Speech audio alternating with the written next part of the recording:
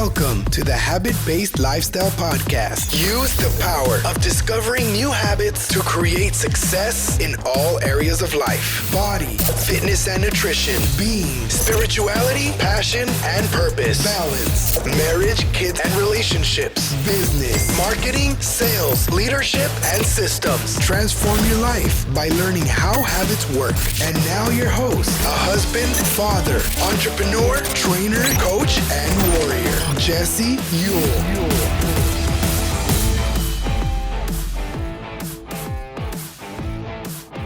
Welcome back to the Habit-Based Lifestyle Podcast. I am your host, Jesse Ewell, and today we're going to be talking about the habit of prayer. I have a special guest today, Mr. Brett Thomas, who is a health and lifestyle professional, sales specialist, wellness advocate, success expert, mental wellness coach, and he's also a former sales executive for 25 years with one of the nation's top medical device companies. And he has some of the best hair of anybody that I know. Coming from that side of the desk, that's pretty funny.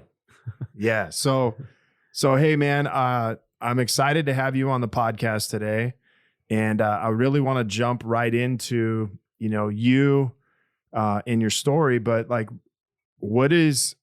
so you work for this company for 25 years and, you obviously made this leap to go do your own thing, but what was it like, prior to, kind of tell me a little bit about your backstory and how you got into what you're doing. I know you went to the University of Auburn, but did you play sports as a kid and growing up, or like, what was that like?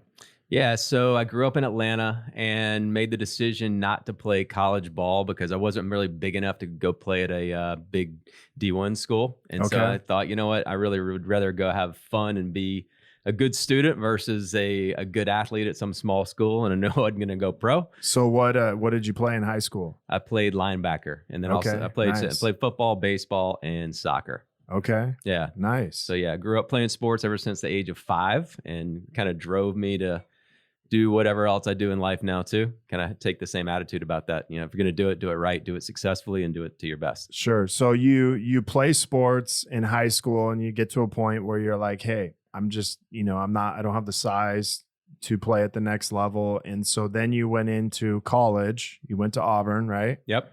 What was that like? And what did you experience there that kind of started your career?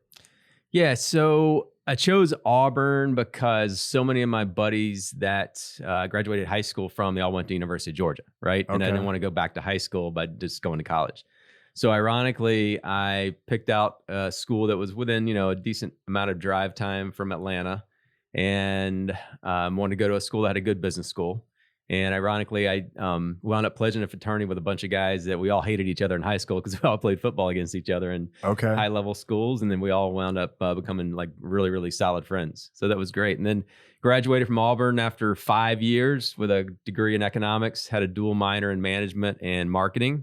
And then got out of there and went to work for the Gallo Winery down in Southern Florida. Nice. Did that for about a year and a half. And then the company I worked for the last 25 years hired me away from them, moved me back to Atlanta. And I just basically went through an iteration of massive growth with that company. I was very fortunate. I was able to be on the sales exec team that drove that company from $400 million when I started. When I left last year, they'll eclipse right at 14 billion. So it was a good ride. Okay. And what was what did you do there? Great question, because I did like everything. I started out as a sales rep, and I went into management after about 2 years and took a bunch of different levels of management gigs. And then finally, my last 2.5 years, they asked me to run the integrated healthcare division. And so I really was responsible for closing large deals at the big teaching facilities, the places that were usually tied to a university. So to have the hospitals as well as a university tied together, like Vanderbilt, for example, or Wake Forest Baptist, places like that. Okay, nice. And did you move around the country? Did you, were you gone a lot? Were you away from your wife and kids? Like, how did that work out? We didn't have to move around a lot. However, I was gone. I was pretty much on the road anywhere between 1 to maybe even 5 nights a week. Okay. And when we got married, I'd already been with the company for a long time, and Brooke was used to that, right? However, one of the reasons that I did what I did last year and left that company is we always had the desire to work together. Sure. And ironically, a lot of people say, well, when your kids are younger, that's when you want to be around. I felt like it was the opposite for me and for us. When our kids were younger, I was going through I can be away from them because Brooke always managed the household. And that's when she started her business when the kids were younger. And she did an amazing job. She's an amazing woman. And always managed the household and everything else that surrounded the house, at the top level, right? And so I was able to be gone. It wasn't that big of a deal. However, we always wanted to work together. And now that our kids are a little older now, going into middle and high school, and on top of moving out to California, felt like it was the best time to do it because now I want to be home. I want to, date my daughters. I want to be home a lot more and I never could do that when the kids were younger. All right. So we're going to go back a little bit. And I'm gonna help you kind of guide you through this place. But you work at a company for 25 years. What were the things that you didn't like about doing that? The reason I stayed there, I'll go backwards and I'll tell you first of all the reason I stayed there. It was an entrepreneurial atmosphere, and it had that as the culture because that's the culture that I grew up in as a kid. My parents owned restaurants and liquor stores when I grew up. And so I always had that in my DNA. And the company that I worked for so long, it allowed us to do that. We could write our own contracts, do our own gig. And really, I just got to run my own show. Right. And so that was really what drove me to stay there for so long. Okay. And, you walk away literally a year ago or about a year and a half ago? No, it's only been since August of 19. So you walk away. What was that like for you to walk away from that? It was probably 3 years, too long. Looking back, I really had the nudge and the push. It's like, no, I say to my wife all the time, the Holy Spirit was pushing me, man, you got to do something else. It is time and it's time. So I hung on probably about 2 to 3 years longer than I really should have. So by the time I left, it was one of the best moves, both mentally and physically, that I could have ever done. Okay. Like I said, our kids were at an age where I really was ready to go, and our marriage and our businesses were starting to really take off, and it was time for me to do it and time for us to really take the leap and work together full time, which of course that enabled us to move to California.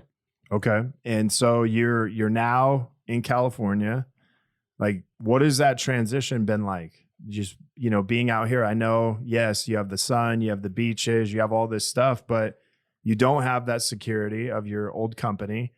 You made a major transition. You're working with your wife.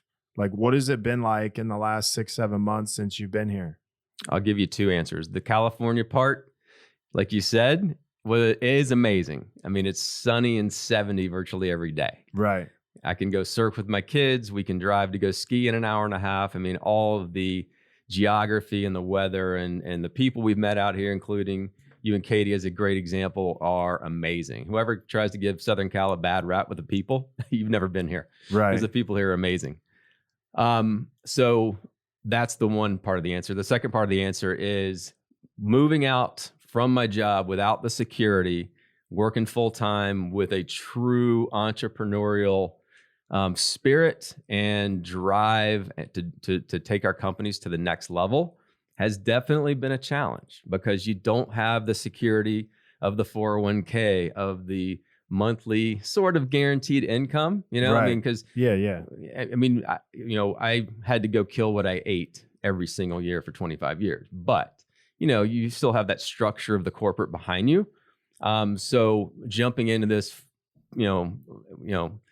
with nothing but both hands, both feet, all in. I mean, we are totally in the pool. We are soaking wet at this point. So it's been awesome, but it's also been a challenge to be very very candid. I mean, Brooke and I are 2 people that are very good at being the boss.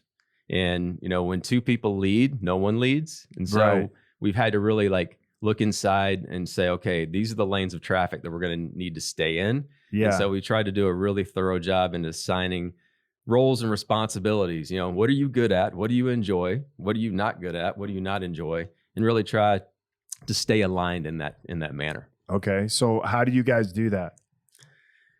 We get up every day and start the day off with the power hour, the millionaire morning, or whatever you want to call it. I'm a big believer in letting the Holy Spirit guide you through prayer.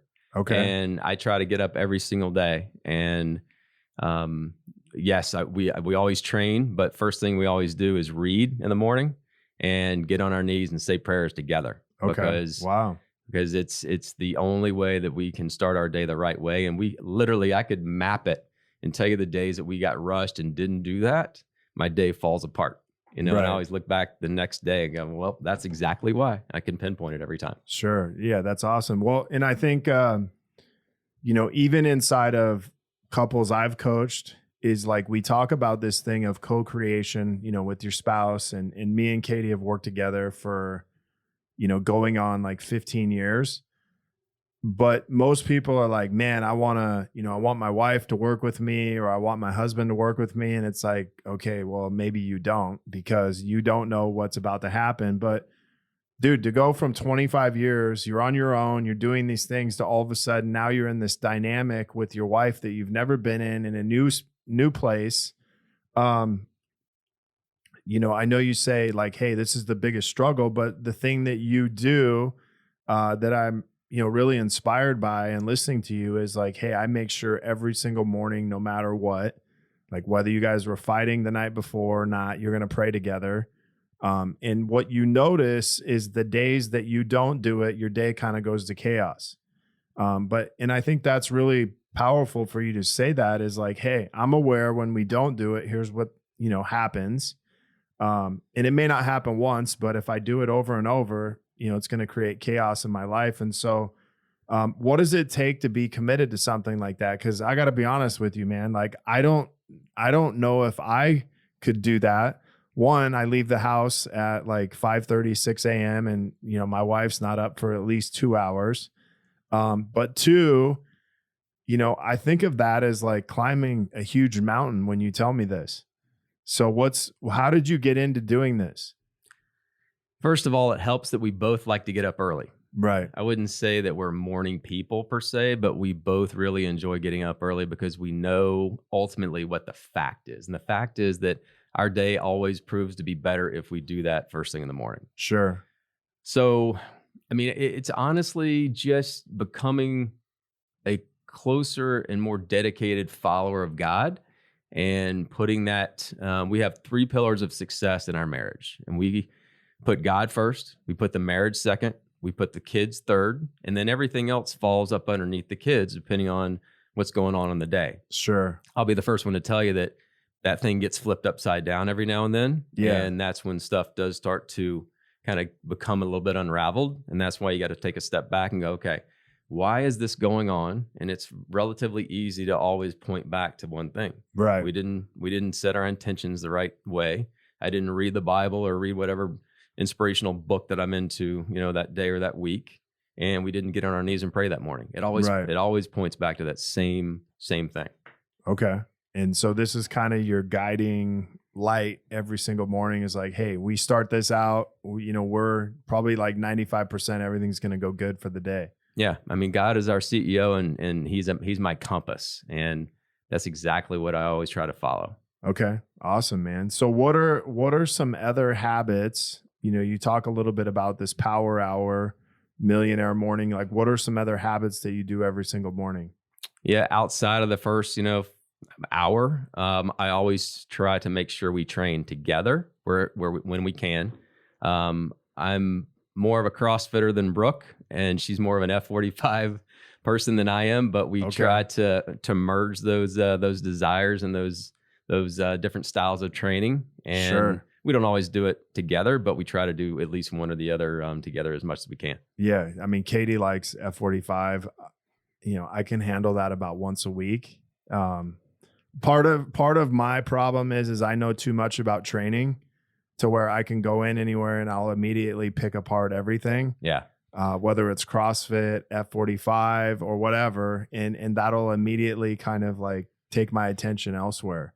But what is it like, to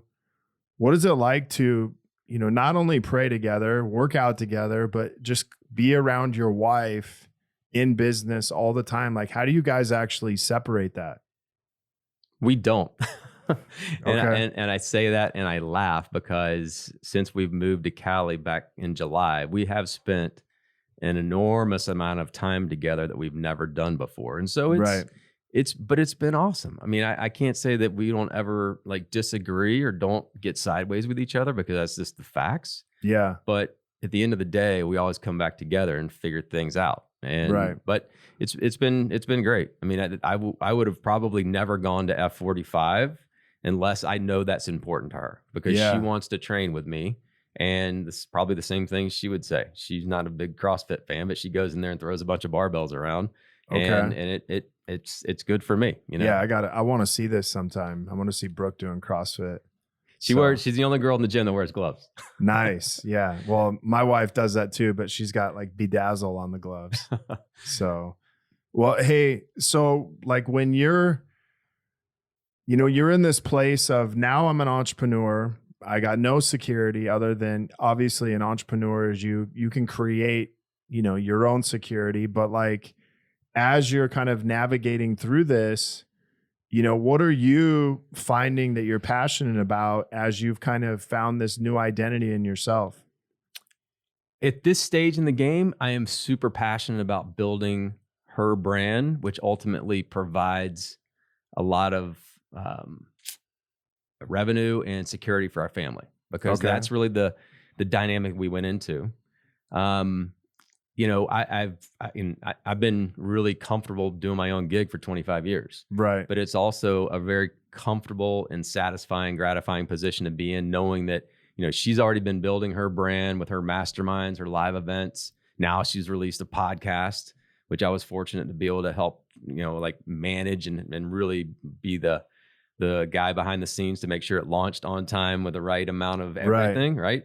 And so that's really what's driving me. Because I'm, great, and I'm not saying I'm a great leader, but leaders serve. And so right now I'm very satisfied to be in a position to serve her, serve the family. And then also we have that kind of what she has started that I am working in full time now as well as our network marketing business. I mean, we're doing Amare together, and that's the leading and the only mental wellness company. And that's one of the big reasons we moved out here to California, to be basically 8 miles away from their corporate office. And that's been another amazing experience that we get to work together in that space as well. Yeah. And I gotta be honest with you. I gotta admire you for pushing your wife's brand. Because I know a lot of guys, and I'm thinking about myself, like, could I actually step back and do that?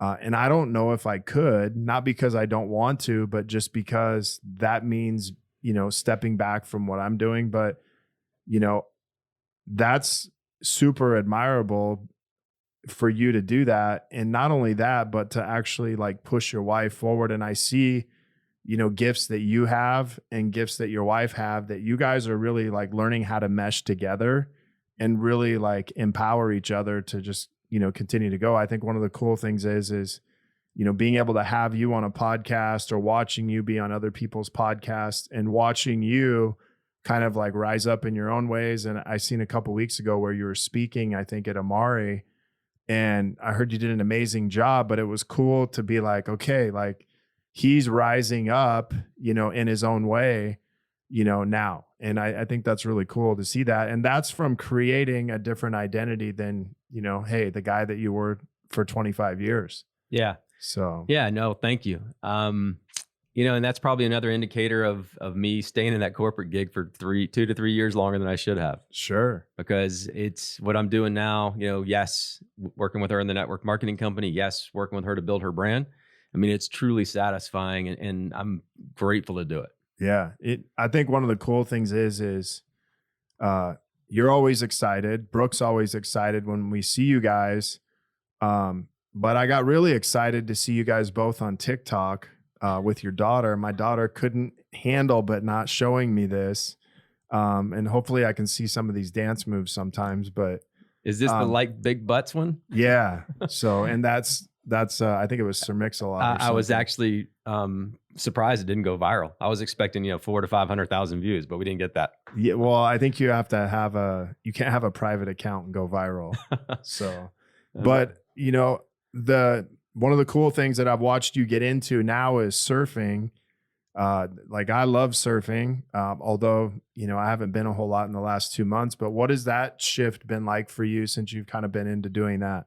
Yeah. So I need to take you up on your continual offer to go with you, because part of me is scared because you're probably going to just crush me and take me out to waves I probably shouldn't be on. But yeah, so another great example of why we love California. So surfing to me is another thing that I never really did a whole lot on the East Coast, dabbled in it when I was younger, but great way to get in touch with nature. Great way for me to be able to get out with my 12-year-old because she loves to surf. Right. And another great way for, guys like you and I to connect.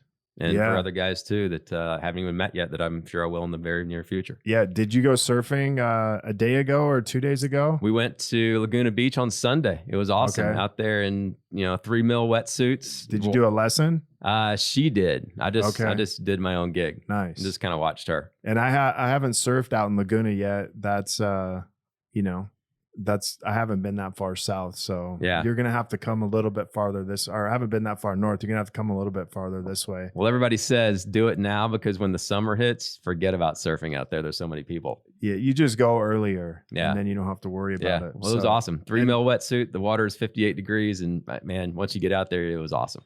And I'll be honest with you, man. I went like 3 weeks ago. The waves were so big that I couldn't even get out. And I was a little bit embarrassed of myself. It was kind of like the walk of shame going back. Yeah. We surfed in Costa Rica about 3 weeks ago, and the waves that I had to deal with out there, same thing. I was exhausted by the time I even got out to the break. Yeah. So that's awesome, man. So every morning you're praying, with your wife. Are you guys doing anything at night in a similar fashion, or you just do in the morning?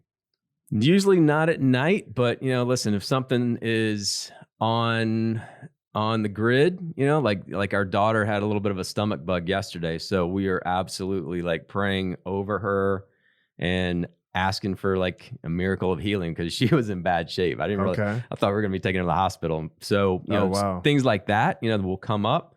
But typically, we really try to focus on getting the morning started off right through our prayer sequence. Okay. So you're all about, hey, first thing in the morning, let's crush it. Let's start with prayer. What time do you get up every day? 4:30.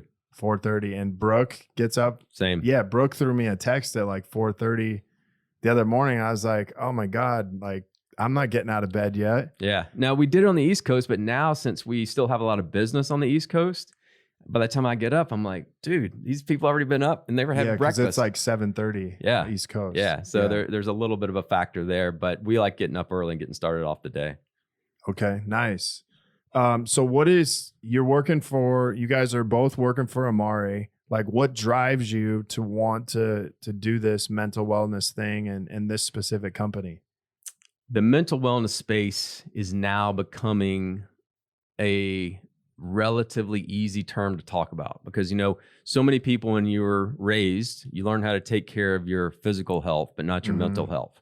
But now through products and programs and all the people that we're able to help, it's an amazing experience to be able to support and promote this platform. And yes, you get paid doing it. But the biggest thing, like anything else you do, you got to have a drive and a passion and a purpose behind it. Right. And it's really trying to help people with everything that we have.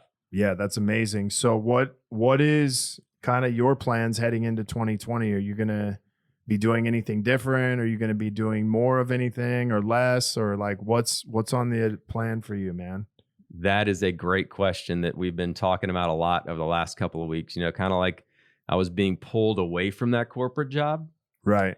Now I'm starting to kind of get the itch to really start working on, if you want to call it my own personal brand, but really kind of go back into what made me successful for those 25 years in the medical world. Okay. And really start maybe focusing on some individual private coaching. And I'm trying to figure out like, okay, do I go back into that medical space and really try to help guys that are trying to get into those big facilities that they haven't been able to crack? So I'm evaluating what's the best position to take right now. So a little coaching, consulting. Yeah. I mean, but no travel. No travel. No travel. Everything's How about they come to you, man? either come to me or everything's going to be on Zoom, FaceTime, whatever is going to make it work where I don't have to get in a car or a plane. Okay, nice. So I used to love having airline miles and being like titanium with Marriott. Now I don't care. I just want to make enough money where I can still ride in first class, but I don't have to pay for it. I mean, now I want to make enough money where I can pay for it, or Right. or stay in the Marriott at the high level. But I don't want I think I stayed in a Marriott the last year of my corporate gig 78 nights. So that's one of the Okay. things. Like you look at how many nights that is away from your family times X amount of years. It's a lot of time. yeah, I mean, I remember the last 2 years before we moved here, I spent 20 weeks and like 22 weeks each year here before we actually moved here.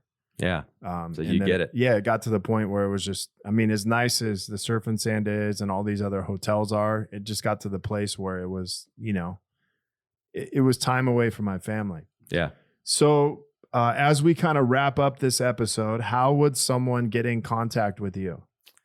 Well, my Instagram feed is Brett C. Thomas 1, and you can find me on Facebook at Brett Thomas as well. And then you can always contact Brooke. I mean, I'm the back end guy of her website right now, so you can always contact Brooke at brookethomas.com. Okay, awesome. So I'm going to give you a couple questions before we end this. Just like rapid fire? Yeah, these are kind of rapid fire. What is your favorite sport? Football.